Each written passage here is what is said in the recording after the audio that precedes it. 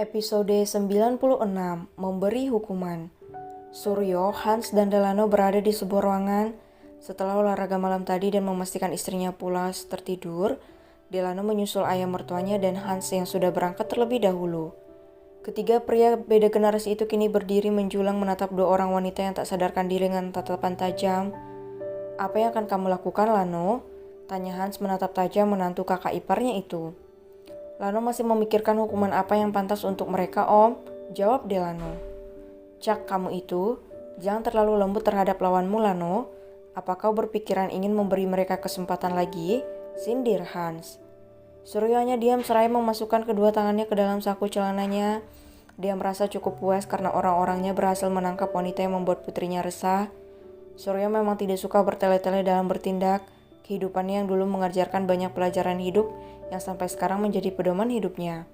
Seperti saat dia bersikap terlistrinya pada ibunya yang justru membuatnya kehilangan istri dan anaknya selama 23 tahun lamanya. Dia tidak mau kejadian yang sama terulang lagi. Suryo ingin kebahagiaan putrinya sempurna tanpa ada celah bagi pelakor masuk dan merusaknya. "Apa kita hanya akan berdiri dan memandangi mereka berdua?" tanya Hans mulai malas. Suryo berjalan mendekati dua wanita itu.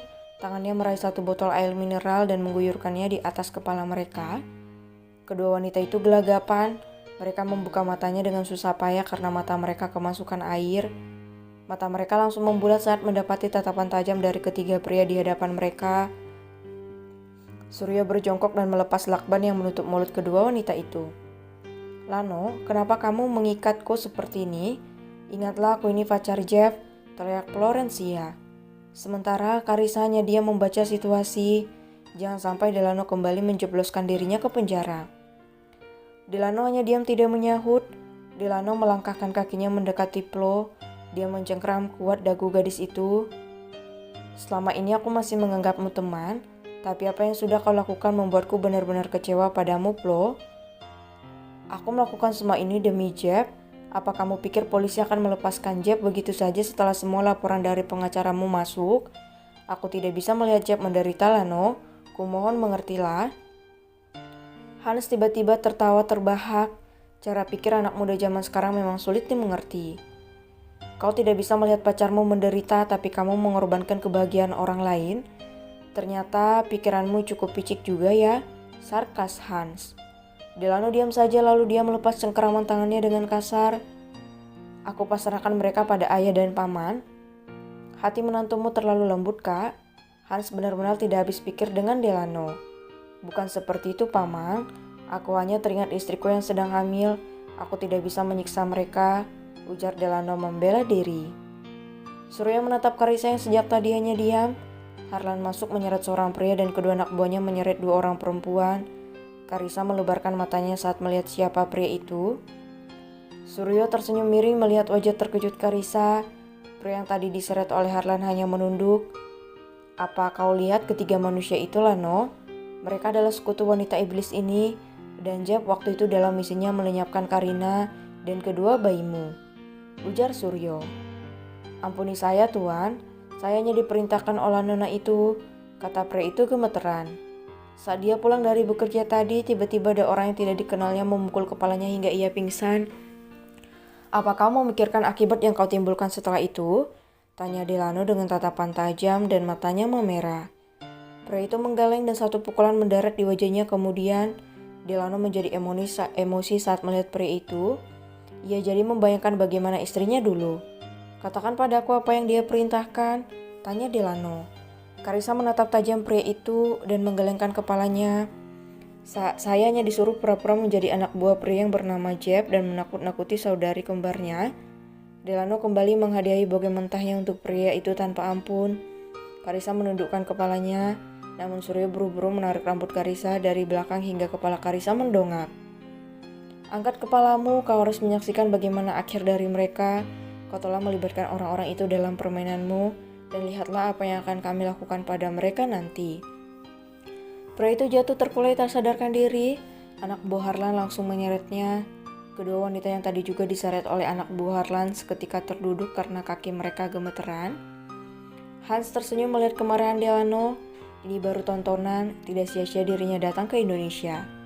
Katakan apa peran kalian, aku tidak akan segan-segan memukul wajah kalian jika kalian sampai berbohong. Kedua wanita tadi masih gemeteran, namun sedetik kemudian, salah satu dari mereka jatuh pingsan karena terlalu takut. Salah satu dari mereka adalah perawat wanita itu di rumah sakit jiwa. Dia yang membantu memasukkan data kesehatannya agar wanita itu bisa keluar dari rumah sakit jiwa. Terang Harlan, mata Florencia membelalak kaget. Wah, sepertinya ini akan seru. Hans menarik kursi dan duduk dengan tenang menjadi penonton. Apa maksud Om Harlan? Saudari kembar Nona Karina itu sudah 2 tahun mendekam di rumah sakit jiwa karena psikologinya terganggu. Dia bahkan membakar ibunya sendiri saat dia berusia 18 tahun. Lalu dia menyerahkan diri. Berkat Nona Karina berita ini dapat ditutupi. Nona Karina begitu menyayangi wanita itu. Saat wanita itu sedikit mendapatkan kenormalannya, dia meminta perawat itu memalsukan data kesehatannya hingga dia bisa bebas. Saat itu Nona Karina menjadi kekasih Tuan Jeff. Namun melihat bagaimana Tuan Jeff begitu menyayangi dan menjaga Nona Karina, dia menjadi iri dan mulai menjatuhkan nama baik Nona Karina dengan cara memfitnahnya dengan Anda, terang Harlan. Delano sampai melongo mendengar penjelasan itu. Sakit jiwa. Terang saja wanita itu seakan tanpa rasa bersalah selalu saja mengusik hidupnya. Dan Karina dulu ternyata memang mentalnya terganggu. Jangan menatapku seperti itu Delano sayangku. Aku tulus mencintaimu. Aku tidak sakit. Karina lah yang sebenarnya sakit jiwa. Lalu bagaimana yang satu lagi? Tanya Delano tanpa mendengarkan ucapan Karissa. Yang satu lagi adalah perawat yang membantu Nona Karina kabur dari rumah sakit menyembunyikan Devan dan Davin agar Nyonya Diana yang saat itu menunggu tidak melihat kepergian mereka. Ya Tuhan, aku sampai kehilangan kata-kata. Apa benar mereka ini manusia? Gumam Delano. Sementara itu Plo yang mendengar penuturan Harlan hanya terpaku tanpa bisa berbuat apa-apa. Ayah, bisakah masalah ini kuserahkan padamu? Tentu saja ayah akan senang sekali mendapat bagian ini. Surya menepuk bahu menantunya. Ia sangat hafal betul sifat Delano sama seperti Galuh mendiang ayahnya. Hanya bisa bersikap kasar pada sesama pria. Pulanglah, ayah takut istrimu mencarimu.